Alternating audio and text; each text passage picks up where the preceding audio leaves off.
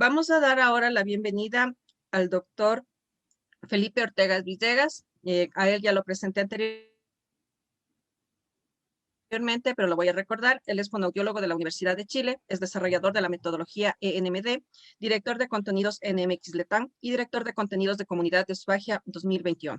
Además de eso, es editor en jefe de la revista Disfagia Online. Bienvenido, Felipe. A continuación, tu exposición. Hola Jimena, muchas gracias Edwin, doctor Salazar, por la presentación previa, estaba muy interesante. Vamos a compartir pantalla este minuto para pasar a nuestra presentación. Un minuto. Aquí estamos.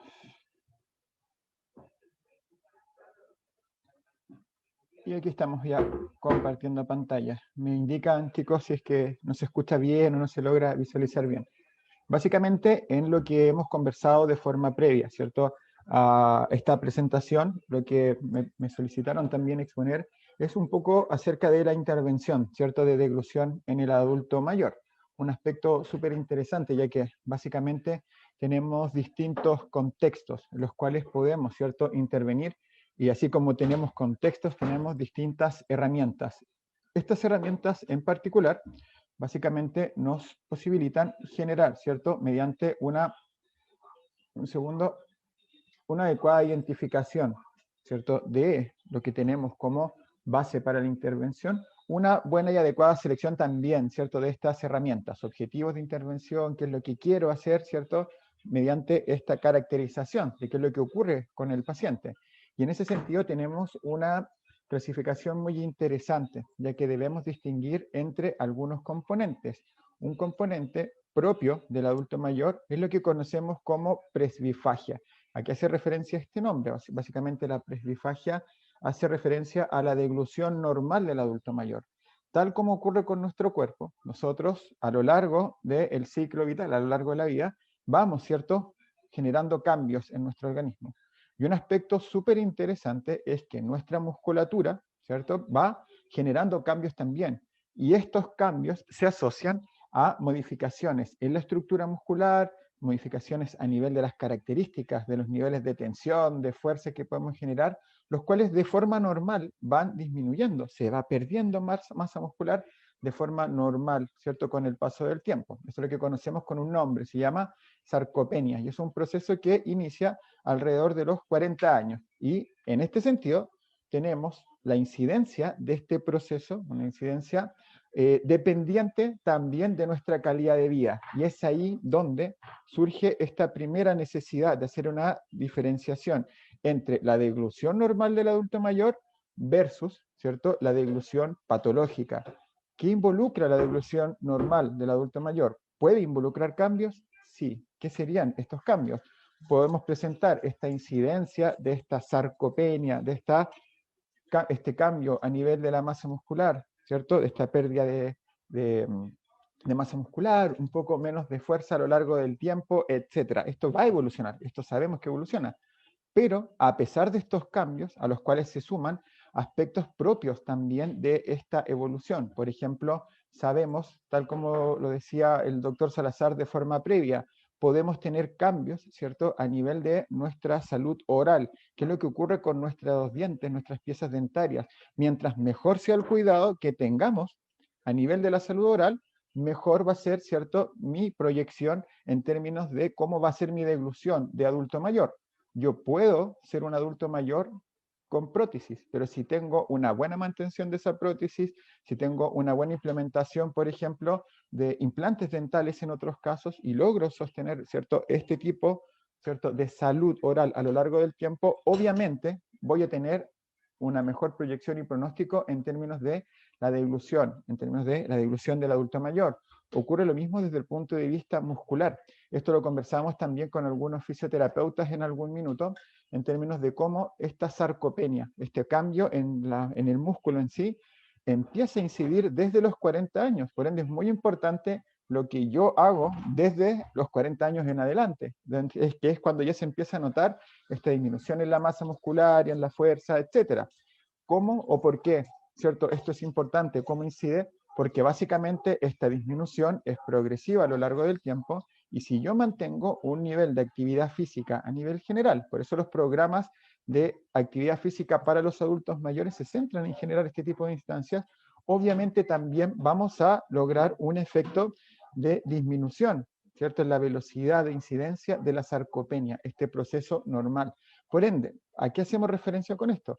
El envejecimiento tiene procesos que son propios del envejecimiento, así como con el paso del tiempo podemos ver también que la vista tiende a, ¿cierto?, ir modificándose, la audición se puede ir modificando como parte de este proceso, la deglución también, ya que la deglución básicamente, tal como lo expuso de forma previa el doctor Salazar, tiene una importante participación de componentes musculares, los cuales también se van a ver incididos por la sarcopenia, también se van a ver incididos por esta serie de factores anexos a nivel muscular, donde interactúan con la salud oral. Existen cambios también a nivel sensorial, sobre todo en términos del gusto, por ejemplo, que es un muy buen ejemplo, y donde también nosotros tenemos un importante rol preventivo en términos de cómo podemos ir manejando estos factores a lo largo del tiempo.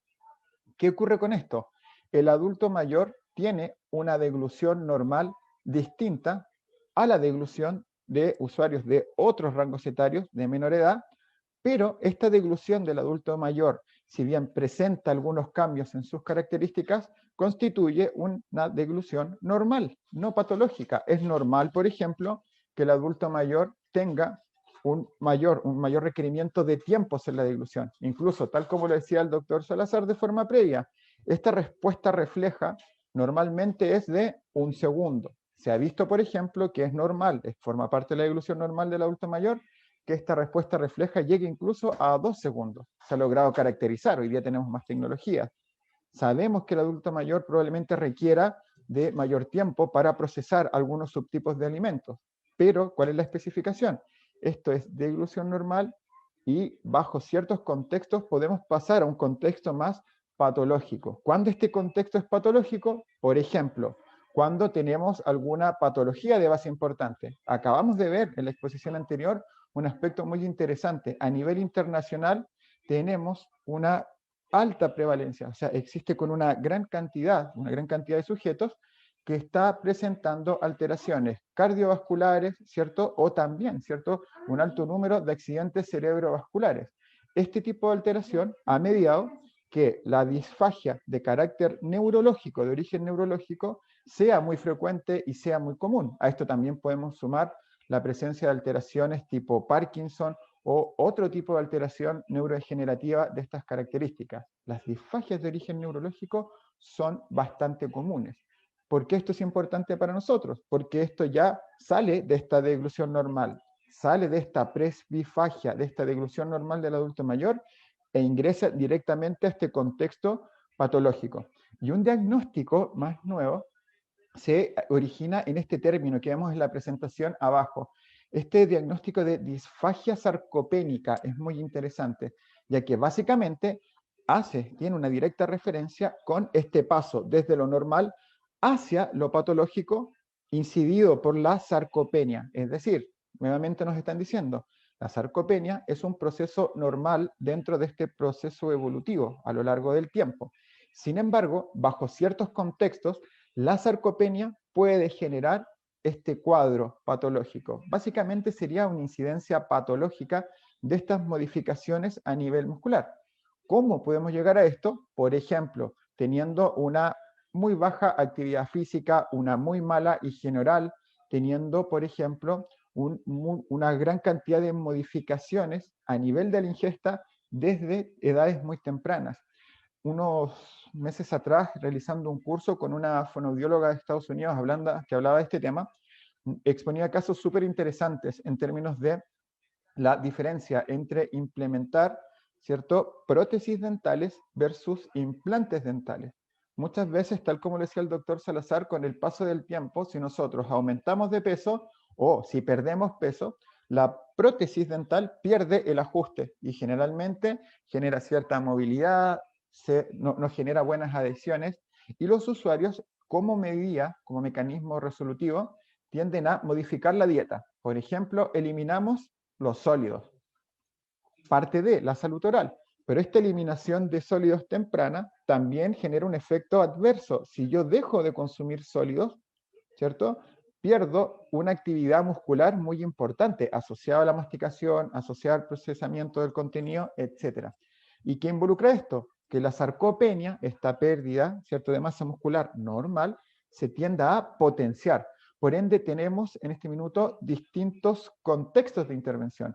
Y el contexto de intervención para un adulto mayor sano, con una deglución normal del adulto mayor, tiene un foco totalmente distinto que el foco que tenemos para un adulto mayor con una manifestación patológica, ya sea por una disfagia neurogénica o de origen neurológico, por ejemplo, que es lo más común, o una disfagia sarcopénica, que sería este ejemplo que estamos dando en esta presentación. Por eso es muy importante que podamos distinguir entre ellas. Y obviamente, en este contexto, debemos ir diferenciando cada uno de estos componentes. Y un aspecto de trascendental importancia es poder conocer y poder diferenciar la deglución normal del adulto mayor versus la deglución patológica, de que tal como lo decíamos de forma previa, en todos estos contextos podemos generar intervenciones. Incluso adultos mayores con un buen nivel de glutorio también, ¿cierto?, pueden verse beneficiados por la ejecución de algunos programas que busquen potenciar o mantener esta función de glutoria sana por el mayor tiempo posible. Por eso es muy interesante poder reconocerlos. En este sentido, tenemos muchos componentes asociados, ¿cierto?, a el envejecimiento, tal como lo vemos en la imagen. Si lo analizamos, la salud oral, la presencia de sarcopenia, el input, ¿cierto?, y el output sensorial, que aquí tiene un pequeño rol en la presentación. La incidencia de la sarcopenia sobre la musculatura orofacial, incluyendo la lengua, sobre la musculatura masticatoria y la musculatura faríngea, generan de forma normal cambios a nivel de la deglución. Es decir, podemos decir que la deglución del adulto mayor es distinta a la de un usuario, un sujeto de otro rango etario, por ejemplo, sujetos de menores de 60, 50 años. Pero existe una deglución normal para el adulto mayor. Puede que requiera más tiempo a nivel, ¿cierto?, de las etapas orales. Puede que requiera más tiempo en la masticación. Puede que tenga un poquitito más de tiempo asociado a la etapa faríngea, pero al fin y al cabo se ha logrado caracterizar esta deglución normal del adulto mayor con estas diferencias. ¿Cuándo nos tenemos que preocupar? Básicamente cuando la deglución del adulto mayor empieza a evidenciar signos como los que el doctor Salazar nos refería de forma previa. No es lo mismo un usuario con presbifagia que puede presentar esta disminución en la velocidad, ¿cierto? Desde las etapas voluntarias, lo involuntario, que sea el proceso un poco más lento, que a lo mejor requiera, ¿cierto?, de un mayor esfuerzo en la deglución, pero no es lo mismo este sujeto versus otro sujeto que de forma conjunta a esto está presentando una mayor frecuencia de cambios de alteraciones respiratorias, que presenta dificultades al tragar, atragantamientos, esto que nos comentaba recién Edwin, se me fue por el camino viejo, la presencia de tos. Toda la presencia de estos signos nos puede indicar que algo está pasando y tenemos que consultar. ¿Por qué? Porque bajo esos signos ya estaríamos entrando en un contexto más patológico.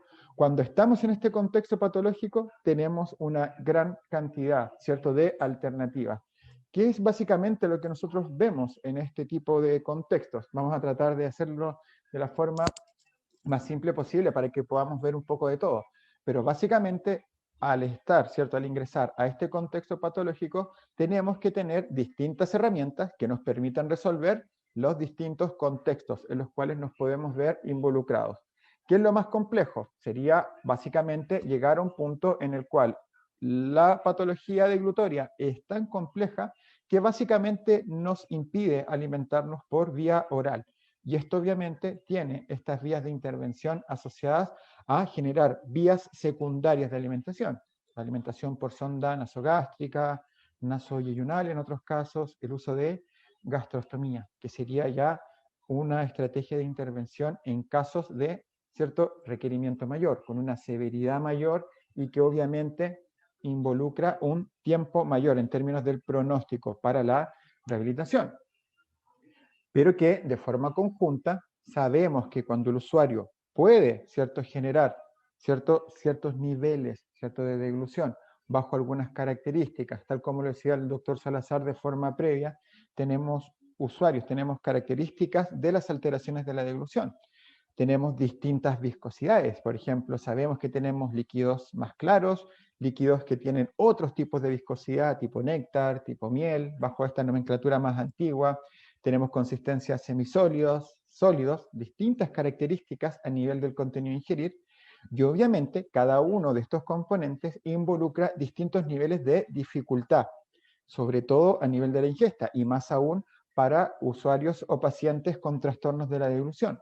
Por ende, cuando nosotros intervenimos, ¿cierto?, la deglución propiamente tal, nosotros también tenemos un apartado específico para la intervención, ¿cierto?, el cómo vamos a intervenir, cómo se presenta el alimento. Vamos a modificar sus características para favorecer, ¿cierto?, la protección de la vía aérea. Y en ese sentido, las estrategias compensatorias apuntan a esto, apuntan a modificar el contenido ingerido, a modificar la dirección, ¿cierto?, por la cual va a transitar este contenido dentro de muchas otras herramientas. ¿Cuáles son estas estrategias? Básicamente las estrategias compensatorias. Estas estrategias compensatorias apuntan a variar el volumen, es decir, la cantidad, a variar la consistencia. Básicamente, si vamos a indicar para un paciente el consumo o restringir el consumo de líquidos claros, por ejemplo, que tiene una alta dificultad, ya que los líquidos en general involucran, ¿cierto?, una mayor dificultad motriz en términos de su control.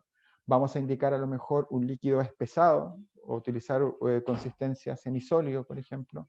Habitualmente, si tenemos un usuario que tiene signos, un paciente con signos de que está presentando, ¿cierto?, estas penetraciones, es decir, este paso del contenido a la vía aérea, nosotros restringimos habitualmente la ingesta de sólidos, ya que es muy complejo, ¿cierto?, cuando el sólido pasa a la vía aérea y puede obstruir, y eso genera un evento de alto riesgo. Generalmente en usuarios, por ejemplo, con disfagia neurogénica, se tiene un alto nivel de dificultad en el manejo de líquidos, líquidos claros, por lo cual también, ¿cierto?, se tiende a limitar la ingesta de estos contenidos, dejando un consumo más próximo a la ingesta de viscosidades tipo néctar, tipo miel o de semisólidos, que serían subtipos de consistencia que los usuarios tienden a tolerar mucho mejor, restringiendo también la cantidad o el volumen. Eso también es una estrategia compensatoria, ya que básicamente con estas estrategias yo compenso, como lo dice su nombre. Yo no genero un cambio a nivel de la función, a nivel de la capacidad, ¿cierto?, fisiológica del sujeto para deglutir. De hecho, si quito estas estrategias, se va a mantener el problema. Lo que buscamos acá es cambiar, ¿cierto?, este contexto de forma tal que podamos favorecer la deglución, cambiando las consistencias, el volumen, cambiando, ¿cierto?, por ejemplo, este componente, la velocidad de presentación, que sería básicamente cómo voy a estar en frecuencia, ¿cierto?, deglutiendo, tratando de disminuir esta velocidad, dando tiempo para el procedimiento. Se puede también estructurar dentro de las estrategias compensatorias cambios ambientales. ¿A qué nos referimos con esto? Quitar distractores, por ejemplo, generar un espacio de alimentación que propicie, ¿cierto?, un foco atencional en la alimentación, que el usuario no se distraiga, que donde podamos implementar, por ejemplo, estos cambios, donde también podamos implementar algunas otras estrategias compensatorias como los cambios posturales.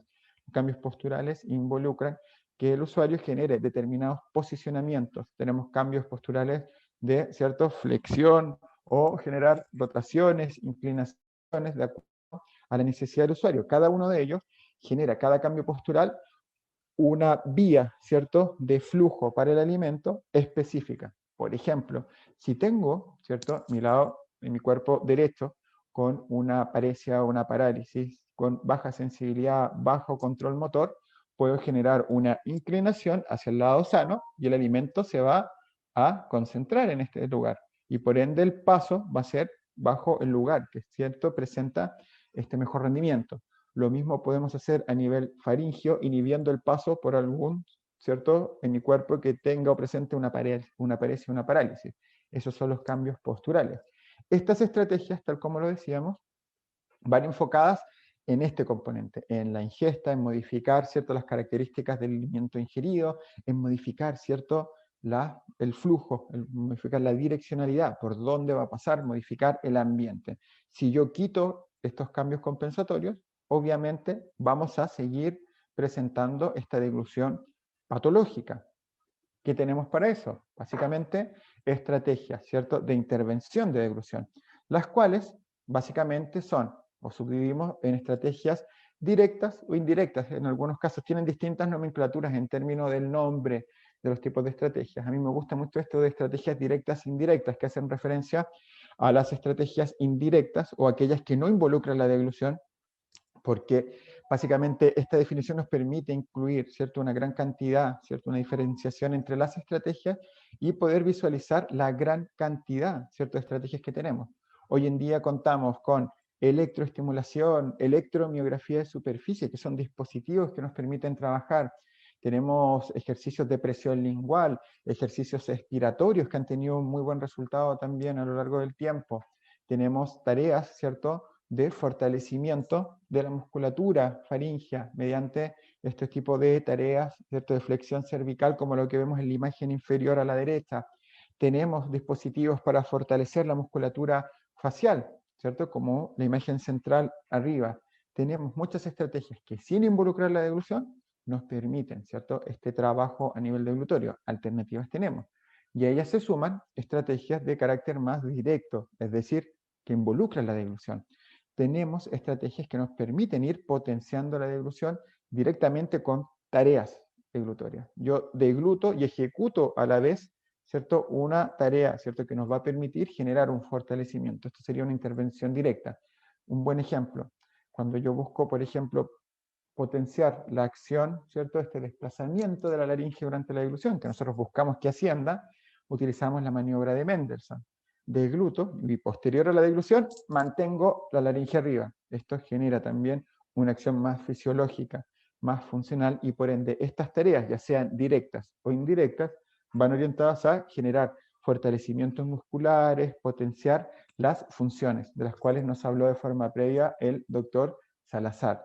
Por este motivo tenemos, ya bajo este panorama, distintos componentes que nos permiten intervenir la deglución desde distintos, ¿cierto?, aspectos, desde casos más severos, donde no podemos ingerir contenidos por vía oral, y obviamente estaríamos trabajando con alimentación enteral. En esos casos debemos implementar el uso, ya sea de sonda nasogástrica o de gastrostomía, ya que debemos asegurar que este paciente y este usuario presente una adecuada hidratación, ¿cierto?, y nutrición. Un aspecto importante: si yo presento, por ejemplo, una disfagia severa, ¿cómo voy a ingerir los medicamentos? Eso también es importante. Por eso es importante también que, si presentamos estos signos, de los cuales nos hablaban en la presentación previa, consultemos con nuestros médicos tratantes para poder buscar una rápida solución. Es muy interesante también este tema. En un caso de mayor severidad, alimentación enteral, pero no por eso me voy a quedar sin intervenir. No puedo deglutir, pero tengo estrategias de intervención indirecta. Tenemos tareas tipo electroestimulación, tenemos ejercicios linguales, tenemos ejercicios expiratorios, es decir, todos estos ejemplos son tareas que no involucran la deglución, pero que sí nos permitirían trabajar la deglución en ese contexto.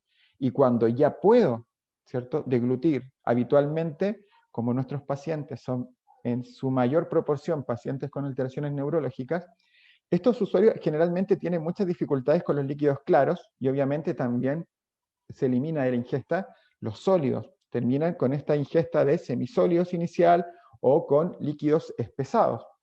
Habitualmente estos usuarios, cuando están en este contexto, permiten, ¿cierto?, la inclusión tanto de estos elementos indirectos, pero también de estas estrategias que vimos como estrategias directas, donde la deglución pasa a formar parte también de la inclusión de estos mecanismos de intervención que posibilitan, ¿cierto?, cambiar la fisiología, cambiar la función deglutoria y potenciarla. Por eso es importante reconocer estos tres elementos, estos tres tipos de estrategias de intervención, ya que esto nos vuelve a centrar en este análisis inicial. Tenemos distintos contextos en el adulto mayor, los cuales debemos considerar. Tenemos la deglución normal versus la deglución patológica que puede ser la disfagia propiamente tal o esta disfagia sarcopénica, y la presbifagia, la deglución normal. ¿Por qué hacemos referencia a esto? Ya que no es normal, ¿qué cosa no es normal? No es normal que un adulto mayor se presente, ¿cierto? O presente de forma muy frecuente problemas respiratorios. No es normal que el adulto mayor cada vez que coma genere tos, o sea, tragante con la comida. Eso no es normal. Sí es normal en el adulto mayor que se generen algunos cambios, como ocurre con todo nuestro organismo. Sí es normal que demore un poco más, sí es normal que a lo largo del tiempo el tema más sensorial, ¿cierto? Este tema de la percepción táctil, del gusto, por ejemplo, el olfato, disminuye un poco. Eso puede ser normal, puede ocurrir. ¿Qué cosas no son normales en el adulto mayor? Los atragantamientos, la tos después de comer o durante, ¿cierto? Durante la deglución, no es normal que presente problemas respiratorios. Por ende, ¿cuál es la primera labor que tenemos nosotros desde la parte más clínica? Diferenciar entre la deglución normal del adulto mayor y este contexto patológico. ¿Por qué esto es importante? Porque, por ejemplo, ¿qué ocurre con un adulto normal, un adulto mayor con deglución normal? Podemos, ¿cierto?, preocuparnos de una gran cantidad de componentes, pero en estos casos donde la deglución, ¿cierto?, no está dentro de este contexto patológico, un muy buen ejemplo, si tenemos dificultades a nivel de la salud oral, lo importante es intervenir a nivel de la salud oral. ¿A qué hacemos referencia con esto? No siempre tenemos en los adultos mayores pérdidas dentarias totales de todos los dientes. Esto en un seminario lo explicaba también un odontólogo bastante bien. No es normal tener la pérdida total de piezas dentarias. Ocurre mucho. Esto tiene que ver con un tema contextual, sociológico, sobre todo a nivel de Latinoamérica, que tenemos un alto número de sujetos que no tiene acceso a unos muy buenos niveles de salud oral, es decir, no tiene acceso a atenciones odontológicas, y vemos que existe un alto porcentaje de usuarios con pérdida de muchas piezas dentarias o pérdida total. Por ende, por esto también es común que veamos muchos usuarios con prótesis, ¿cierto?, dentales. Cuando tienen más recursos, pueden presentar o pueden utilizar implantes dentales, que ya estamos hablando de otro nivel. ¿Qué es lo que ocurre con esto? Un sujeto, ¿cierto?, adulto mayor, puede, ¿cierto?, en muchos casos con un adecuado, ¿cierto?, con un adecuado nivel de salud oral a lo largo de su vida, mantener sus piezas dentarias o tener tratamientos que le permitan sostener una mejor salud oral. Y este usuario no necesariamente, ¿cierto?, va a presentar o va a generar dificultades asociadas a este componente.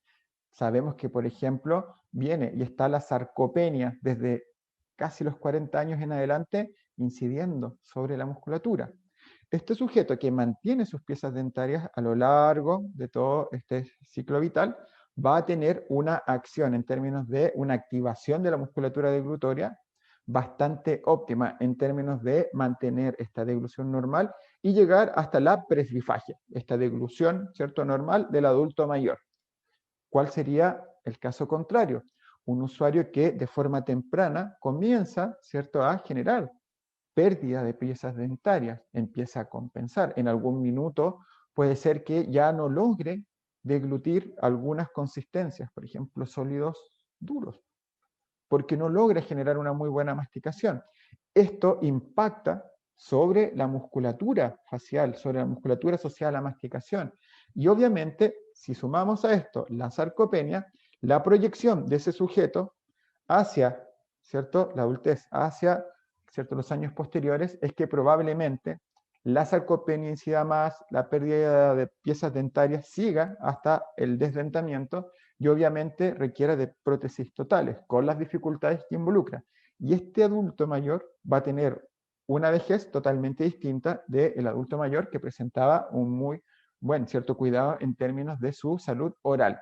Por ende, cuando nosotros hacemos proyecciones hacia los adultos mayores, debemos, ¿cierto?, como políticas muchas veces de Estado, y esto en algunos países más desarrollados lo tienen, orientar, ¿cierto?, estas políticas hacia estos componentes, hacia la actividad física de los adultos desde los 40 años en adelante, potenciar la actividad física, potenciar, ¿cierto?, las redes de salud oral, de atención odontológica, potenciar también, ¿cierto?, el acceso a atención médica para los adultos mayores, incluso desde etapas más tempranas, para evitar este componente, llegar a este punto de diferenciación, ya que cuando tenemos una mayor incidencia, podemos pasar desde la presbifagia, desde la deglución normal del adulto mayor, a una disfagia sarcopénica. Es decir, se sumaron todos estos componentes de tal forma, ¿cierto? Donde incluimos la salud oral, el tema sensorial, ¿cierto? Todo este tema, ¿cierto? Más muscular asociado a la sarcopenia, evolucionó de tal forma y tan negativamente que finalmente instaura este contexto patológico, sin la necesidad de presentar una patología importante de base, ya que aparte de esto, tenemos también esta alta prevalencia de alteraciones vasculares, que generalmente cursan con la presencia de disfagia como consecuencia de accidentes cerebrovasculares, por ejemplo, que sería lo más habitual, donde tenemos ya que generar estas intervenciones. En cualquiera de estos niveles se requiere de intervención. Sin embargo, el contexto de intervención cambia, ¿cierto? Dependiendo de cada uno de ellos. La presbifagia generalmente tiene esta línea de intervención de incluso prevención desde etapas más tempranas, desde periodos más tempranos. La disfagia sarcopénica ya involucra una intervención propiamente tal, donde vemos que vamos a requerir de estrategias que potencien, que fortalezcan la musculatura, que potencien estas funciones asociadas a la deglución. Como decía el doctor Salazar en la exposición previa, tenemos distintas etapas de la deglución, algunas orales, etapas faringia, etapas esofágicas. Desde nuestra labor, desde los fonoaudiológicos, nosotros trabajamos en las etapas orales y faringias. ¿Qué es lo que vemos en esos casos? Tenemos que potenciar y fortalecer la musculatura asociadas a estas etapas. Debemos intervenir en esto.